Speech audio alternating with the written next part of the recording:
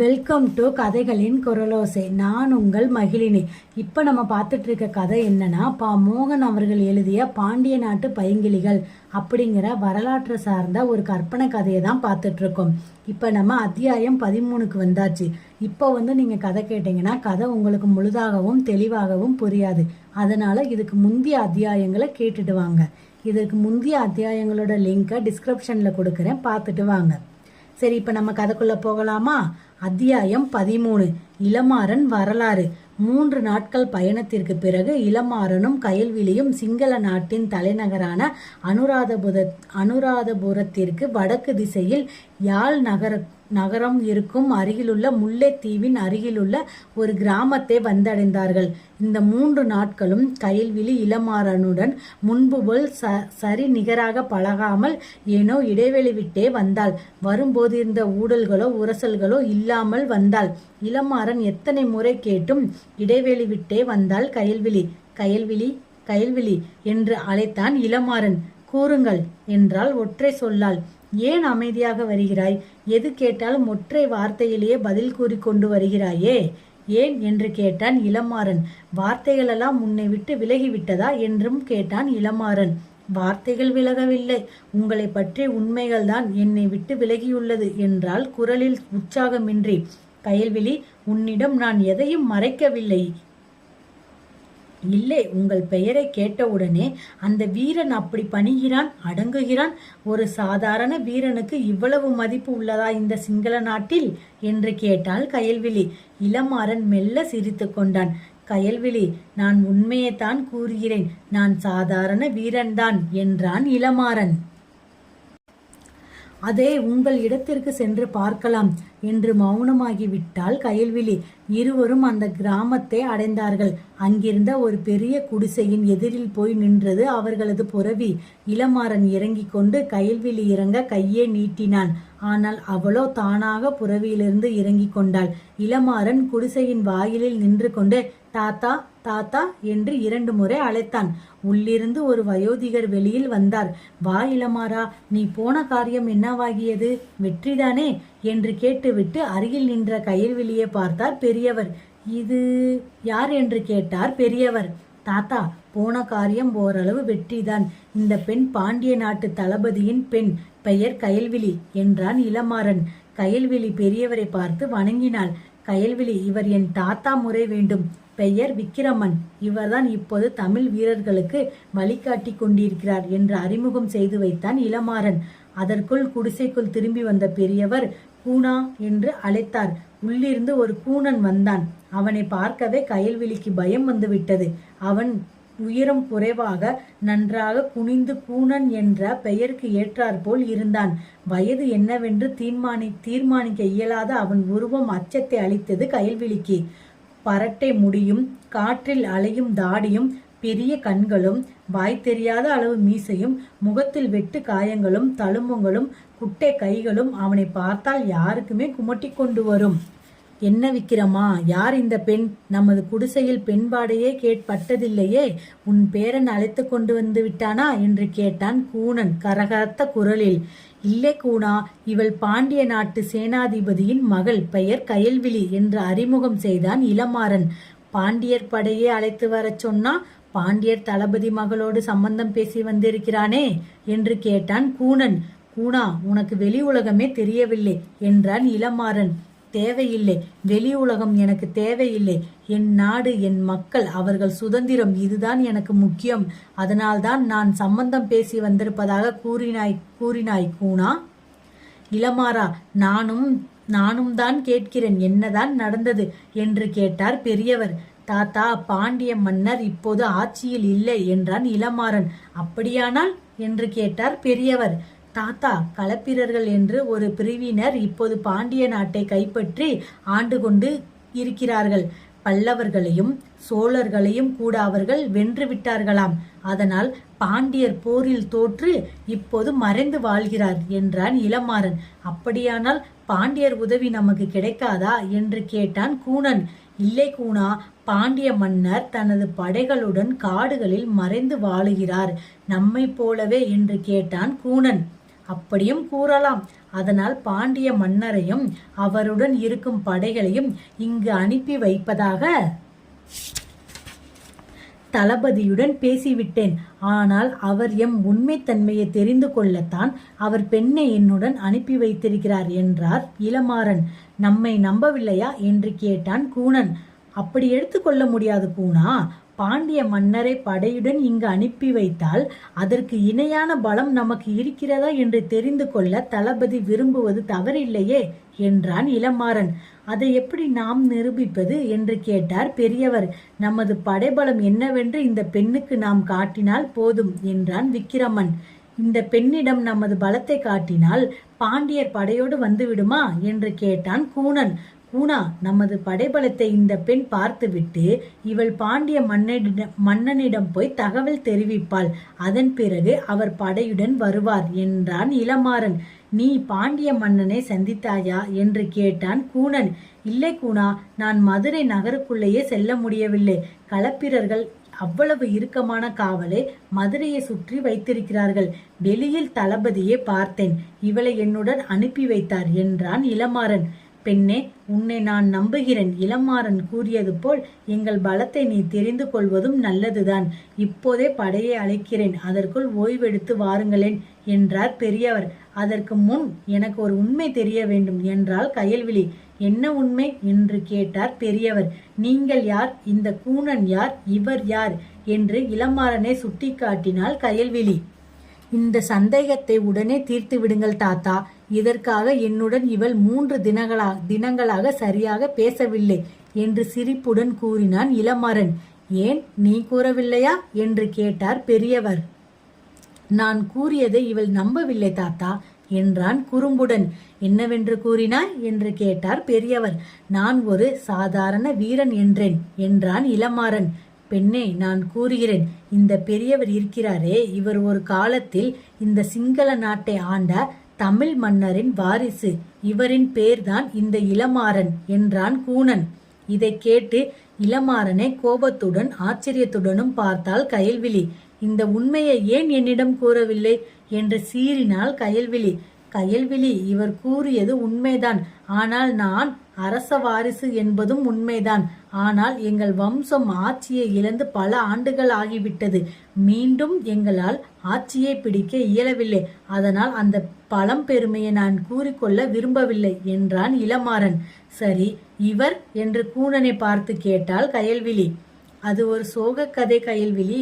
இவர் எங்களுடன் போரிட்டு கொண்டிருந்த ஒரு தளபதி. இவர் பெயர் ரணசிங்கன். ஆனால் ஒரு போரின் போது சிங்களர்களால் கைதியாக பிடிபட்டு பலவித சித்திரவதைகளை அனுபவித்து சிறையில் இருந்தார். ஒரு சரியான தருணத்தில் அந்த சிறையை தகர்த்து இவரை கடத்தி கொண்டு வந்து விட்டோம். சிறையில் பட்ட சித்திரவதையில் இவர் சொந்த உருவத்தை இழந்து இப்படி கூனனாகி விட்டார். ஆனால் இவர் மனதில் இன்னமும் சுதந்திர தாகம் மட்டும் வற்றவில்லை. எங்களுக்கு இணையாக எங்களுடன் போர் திட்டங்களை வகுக்கிறார் என்றான் பெருமையாக இளமாறன். இதை கேட்டு கயல்விழி கண்ணீர் வடித்தாள். பெண்ணே, அழாதே. எனக்கு அழுபவர்களை கண்டால் பிடிக்காது. அதுவும் எனக்காக அழுபவர்களை கண்டால் சுத்தமாக பிடிக்காது என்றார் கூனன். கயல்விழி, இவர் மட்டுமல்ல, இவரை போல் பலர் இதுபோல் சிங்களர்களால் சித்திரவதைப்பட்டு உயிரையும் இழந்திருக்கிறார்கள். அதுபோல் அங்கம் குறைபட்டும் போயிருக்கிறார்கள். ஆனாலும் அவர்களின் சுதந்திர தாகம் மட்டும் கொஞ்சம் கூட குறையவில்லை. அதனால்தான் சிங்களர்கள் இன்னமும் எங்களை வேரோடு அழிக்க முயற்சிக்கிறார்கள். இப்போது அவர்களுக்குள் போட்டி பொறாமை ஏற்பட்டு ஒருவருக்கொருவர் வெட்டி கொண்டும் இருக்கிறார்கள். இந்த நேரத்தில் நாம் போர் தொடுத்தால் வெற்றி பெறலாம் என்று நினைத்தோம். அதற்கு போதிய படை இல்லாததால் தான் பாண்டியர்களிடம் உதவி கேட்க முடிவு செய்து வந்தேன். இப்போது எங்கள் நிலைமையை புரிந்து கொண்டு எங்களை நம்புகிறாயா என்று கேட்டான் இளமாறன். அதிர்ந்து போய் நின்ற கயல்விழியால் எதுவும் பேச இயலவில்லை. தாத்தா, நமது படையை திரட்டுங்கள் என்றான் இளமாறன். அடுத்த நொடி பெரியவர் ஒரு கொம்பை எடுத்து ஊதினார். அதுவரை அமைதியாய் இருந்த சுற்றுப்புற குடிசைகளிலிருந்து ஆண்கள் குவிந்து பெரியவர் முன் அணிவகுத்து நின்றார்கள். அத்தியாயம் 13 நிறைவடைஞ்சது. அத்தியாயம் 14 தொடர்ந்து கேட்கலாம். அத்தியாயம் 14. கயல்விழி விசாரணை. தாத்தா, நமது வீரர்களை வரவழையுங்கள் என்றான் இளமாறன். விக்கிரமன் தனது இடுப்பிலிருந்த ஒரு ஊதுகுழலை எடுத்து விட்டு விட்டு 3 முறை ஊதினார். அடுத்த நொடி அக்கம் பக்கத்து குடிசையிலிருந்தும் காடுகளிலிருந்தும் பல வீரர்கள் ஓடி வந்து பெரிய குடிசையின் முன்பாக அணிவகுத்து நின்றார்கள். ஒருவனும் இராணுவ உடையினான ஆயுதங்களுடன் வரவில்லை. அனைவரும் சாதாரண மனிதர்களாக வெறுங்கையுடன் வந்தார்கள். ஆனால் அவர்கள் வந்த வேகத்திலும் அணிவகுத்து நின்ற விதத்திலும் நன்றாக பயிற்சி அளிக்கப்பட்ட வீரர்களைப் போல் காணப்பட்டார்கள். இதையெல்லாம் ஆச்சரியத்துடன் பார்த்து கொண்டு நின்றாள் கயல்விழி. இவர்கள் அதிகபட்சம் போனால் 1000 வீரர்கள் தேறுவார்கள். இவர்களிடம் எந்தவித ஆயுதமும் இல்லை. இதை வைத்து கொண்டா ஒரு சிங்கள அரசனை எதிர்க்கப் போகிறார்கள்? இதற்காக பாண்டியர் உதவிய நாடிய இளமாறனை வந்து ஆச்சரியத்துடன் பார்த்தாள் கயல்விழி.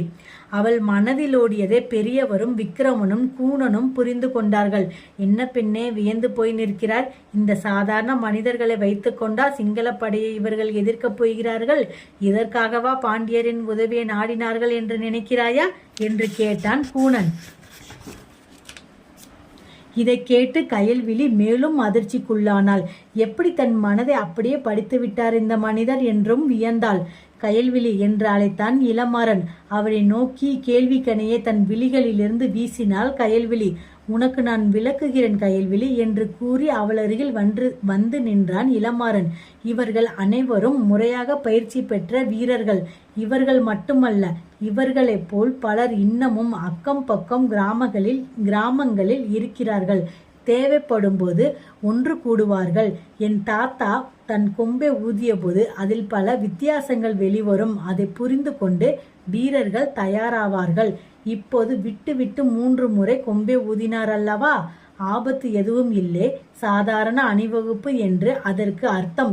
அதனால்தான் இவர்கள் வெறும் கையுடன் எந்தவித போர் சத்தமும் இல்லாமல் வந்து அணிவகுத்து நிற்கிறார்கள். இவர்களுக்கு உன்னையும் உனக்கு இவர்களையும் அறிமுகப்படுத்தந்தான் இந்த அணிவகுப்பு என்று கூறி நிறுத்தினான் இளமாறன். பிறகு வீரர்களை திரும்பி பார்த்தாள் கயல்விழி. வீரர்களே, இவர் பாண்டிய நாட்டு தளபதியின் மகள் கயல்விழி. இவர்கள் உங்களை காண விரும்பினார்கள்.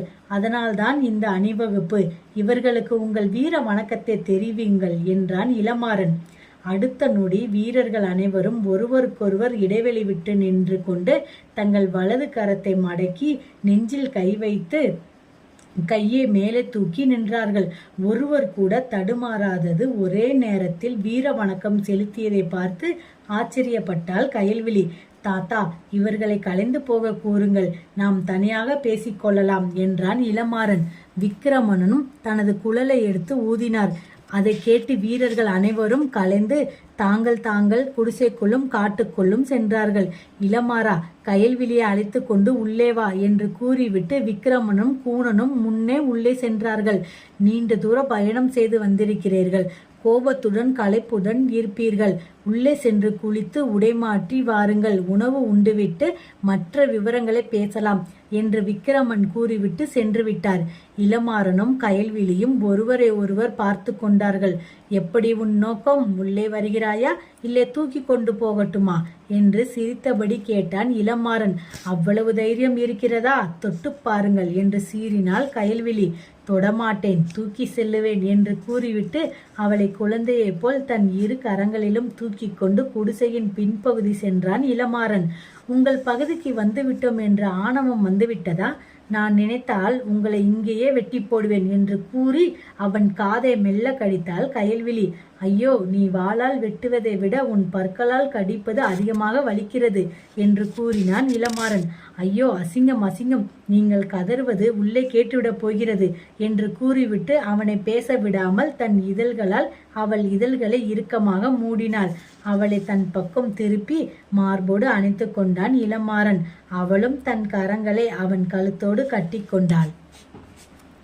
நமது போர் துவங்குவதற்குள் இவர்கள் போரை துவங்கிவிட்டார்கள் என்று உள்ளிருந்து கூணன் சத்தமாக பேசியது இருவருக்கும் கேட்டது.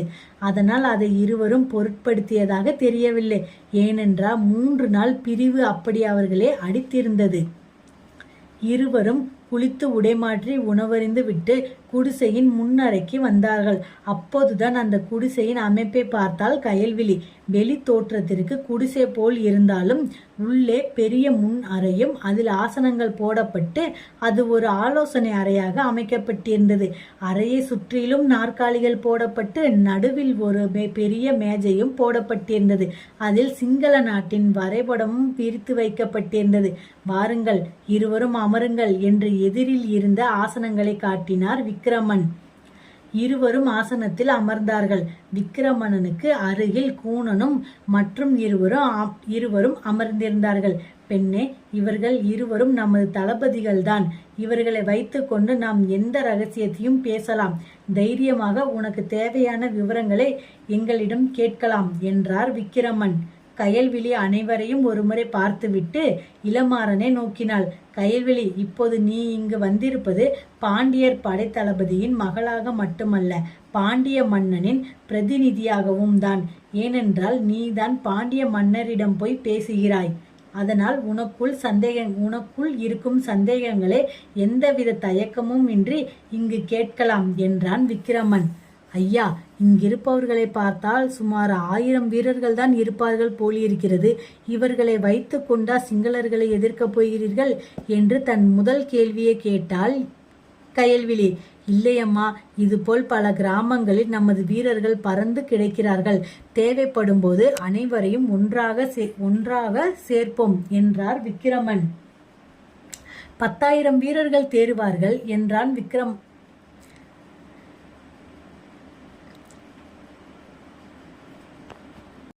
அப்படி எவ்வளவு வீரர்கள் இருப்பார்கள் உங்களிடம் என்று கேட்டால் கயல்விழி. 10,000 வீரர்கள் தேறுவார்கள் என்றார் விக்கிரமன். இந்த வீரர்கள் மட்டும் போதுமா என்று கேட்டால் கயல்விழி. போதாதுதான், அதனால்தான் பாண்டியர் உதவியை கேட்டோம் என்றான் விக்கிரமன். இவ்வளவு வீரர்கள் ஒன்றாக இருக்கிறார்களே, சிங்கள ஆட்சியாளர்கள் உங்களை எப்படி விட்டு வைத்திருக்கிறார்கள் என்று அடுத்த கேள்வியை கேட்டால் கயல்விழி. விக்கிரமன் கூணனை பார்த்தார். நான் கூறுகிறேன் பெண்ணே, அந்த வீர சரித்திரத்தையும் அதிலிருந்து நாம் அறிந்த சரித்திரத்தையும் உனக்கு விவரமாக கூற வேண்டும் என்று கூறி நிறுத்தினான் கூணன். விசாரணமாக அவர் முகத்திலும் கோபத்தின் சாயலும் கண்களில் ஏமாற்றத்தின் வருத்தமும் தெரிந்தது. உன் சந்தேகம் சரிதான் பெண்ணே. நமது தமிழ் வீரர்கள் ஆரம்பத்திலிருந்தே பிளவுபட்டு கிடப்பதால் தான் சிங்கள ஆட்சியே பிறந்தது. அவர்களுக்கு நாமே வழிகாட்டியாக விட்டோம். அதன் பிறகாவது ஒற்றுமையுடன் இருந்தோமா? அதுவும் இல்லை. இதோ அருகிலுள்ள யாழ் தீபகற்றகத்தில் நமது படைகள் திரண்டு போருக்கு தயாராக இருந்தது. அப்போது நமக்கிடையே இருந்த ஒரு தமிழின சிங்கள அரசுக்கு ஒற்று செய்தி அனுப்பி படையெடுத்து வந்தான். அப்போது சொத்திசேனன் என்ற சிங்கள இளவரசன் படையெடுத்து வந்து யாழ் தீபகற்பக கோட்டையையும் தமிழ் வீரர்களையும் பெரும் அழிவுக்கு உள்ளாக்கிவிட்டான். அப்போது பல தமிழ் வீரர்கள் கொல்லப்பட்டதுதான். பலரும் கைதிகளாக சிறைப்பட்டார்கள் என்று கசப்பான குரலில் கூறி நிறுத்தினான் கூணன். அதற்கு மேல் பேச அவருக்கு பேச்சு வரவில்லை. கூணன் பேச முடியாததை உணர்ந்த விக்கிரமன் பேச துவங்கினார்.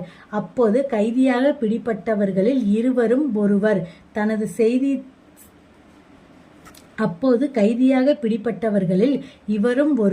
கைது செய்தவர்களை முன்னமே அனுராதபுரத்திற்கு அனுப்பிவிட்டார்கள். அங்கு அவர்களை பலவித சித்திரவதை செய்தார்கள் சிங்கள ஆட்சியாளர்கள். அதில் பல உயிர்களும் இழந்தார்கள். பலர் இப்படி அங்கீகனாக ஆனார்களும். இன்னமும் சொல்லாலென துன்பத்திற்கு ஆளாகி சிறையில் வாடினார்கள். தினம் தினம் பலவித கொடுமைகளை அனுபவித்தார்கள். இந்த நிலையில் சொத்திசேனன் அரியணை ஏறினான். அவனும் அடுத்த நாளே தன் சகோதரி சங்காவால் வெட்டி வீழ்த்தப்பட்டான். அந்த நேர கலவரத்தில்தான் நானும் சில தமிழ் வீரர்களும் சேர்ந்து அனுராதபுர சிறையிலிருந்து இவர்களை கடைத்து வந்து விட்டோம். இப்போது மெல்ல மெல்ல நமது பலத்தை கூட்டிக் கொண்டிருக்கிறோம் என்றார் விக்கிரமன். இப்போது இப்படி கூடியிருக்கிறீர்களே, இது சிங்கள ஆட்சியாளர்களுக்கு தெரியவில்லையா என்று கேட்டால் கயல்விழி. இல்லையம்மா, ஏனென்றால் சொத்திசேனன் கொலைக்கு பிறகு சிங்களர்கள் அவருக்குள்ளேயே ஒருவரை ஒருவர் வெட்டி வீழ்த்தி கொண்டு ஆட்சியை பிடிக்க போராடி கொண்டிருக்கிறார்கள். அதனால் நமது வளர்ச்சி அவர்களுக்கு தெரியாததுடன் நம்பிக்கை பற்றியும் கவலைப்படவில்லை என்றார் விக்கிரமன். உங்களுக்கு உதவ பாண்டியரை இங்கு அழைத்து வருகிறேன். ஆனால் அதற்கு பல நிபந்தனைகள் உள்ளது. அதை ஏற்றால் இது நடக்கும் என்றாள் கயல்விழி. கூனன் அவளை வெறியோடு முறைத்தான். மற்றவர்கள் அதிர்ச்சியோடு அவளை பார்த்தார்கள். அத்தியாயம் 14 நிறைவடைந்தது. அத்தியாயம் 15 அடுத்த வீடியோவில் பார்க்கலாம்.